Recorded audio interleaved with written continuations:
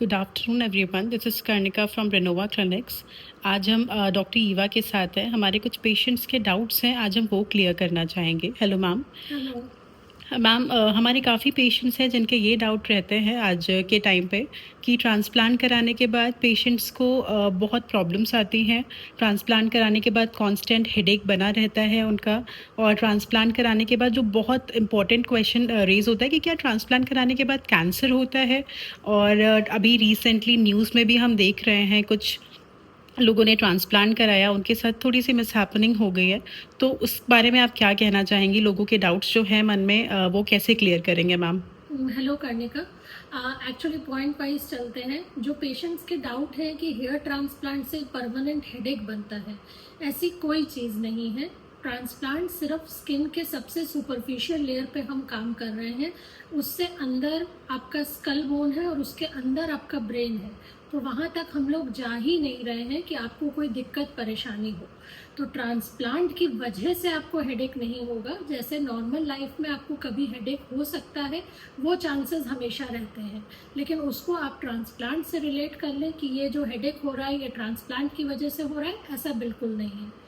दूसरा question, transplant कराने से कैंसर होता है, ये बिल्कुल मिथ है।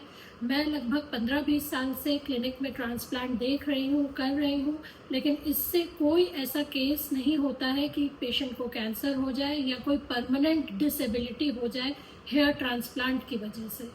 थर्ड, जो हम लोग आजकल न्यूज़ में देख रहे हैं कई शहरों में, जैसे पहले इंदौर में हुआ है, बॉम्बे में हुआ है, और अभी हाल ही में कानपुर में एक केस हुआ है कि ट्रांसप्लांट की वजह से आप लोग कह रहे हैं कि डेथ हो गई है। तो इसमें 3-4 चीज़ें हैं। नंबर 1 कि ट्रांसप्लांट की वजह से डेथ हुई है, तो उसका कारण क्या रहा है। न्यूज़ में कहीं ये नहीं बताया जा रहा कि पेशेंट के पहले कोई डिजीज़ थी, उसकी ब्लड टेस्टिंग हुई थी। हम लोग अपने क्लिनिक में पहले पेशेंट का पूरा बैक हिस्ट्री लेते हैं, पास्ट हिस्ट्री लेते हैं इलनेस की, फिर हम उसकी ब्लड टेस्ट कराते हैं, और उसके बाद जब हमें फिजिशियन से फिटनेस मिलती है तभी हम हेयर ट्रांसप्लांट के लिए उसको कंसेंट देते हैं। तो ये चीज़ें मैंडेटरी हैं। तीसरी चीज़ कि आप हेयर ट्रांसप्लांट कहाँ करा रहे हैं और करने वाले डॉक्टर्स कौन हैं। हमारी टीम के साथ plastic surgeons, maxillofacial surgeons, anaesthetist सब रहते हैं। तो हम पहले तो टेस्ट करा के सिक्योर करते हैं कि पेशेंट फिट है कि नहीं ट्रांसप्लांट के लिए। 1% भी अगर ऐसा डाउट है कि डायबिटिक है या इसका नहीं होना चाहिए, तो हम उसे डायबिटोलॉजिस्ट को रेफ़र करते हैं। ट्रांसप्लांट प्रोसीजर के दौरान हम पूरी सेफ्टी एहतियात रखते हैं। हमारे पास सारी इमरजेंसी फैसिलिटीज़ हैं कि अगर पेशेंट को कोई भी प्रकार की दिक्कत हो तो हम उसे आगे उसके हिसाब से ट्रीटमेंट दे सकें। तो हमेशा ध्यान रखिए कि आप कहीं भी ट्रांसप्लांट करा रहे हैं, उनका एक्सपीरियंस, उनकी टीम और वो क्या फैसिलिटीज़ आपको दे सकते हैं। आजकल लोग सिर्फ कॉस्ट के आधार में कि 20,000, 25,000, 30,000 में सर्जरीज हो रही हैं, कहीं भी करा लेते हैं।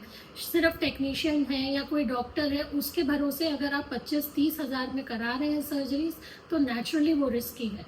आप हमेशा देखिए, एक्सपीरियंस देखिए डॉक्टर का कि कितने केसेस कर चुके हैं, कहाँ पे सेटअप है, कौन से मेंबर डॉक्टर्स उनकी टीम में हैं, तब आप ट्रांसप्लांट कराएं तो होपफुली कोई दिक्कत नहीं आनी चाहिए। Thank you so much. I hope ये हमारे पेशेंट्स को के जो डाउट्स हैं वो सारे क्लियर हो जाएंगे इस एक वीडियो के साथ। Thank you so much ma'am. Thank you.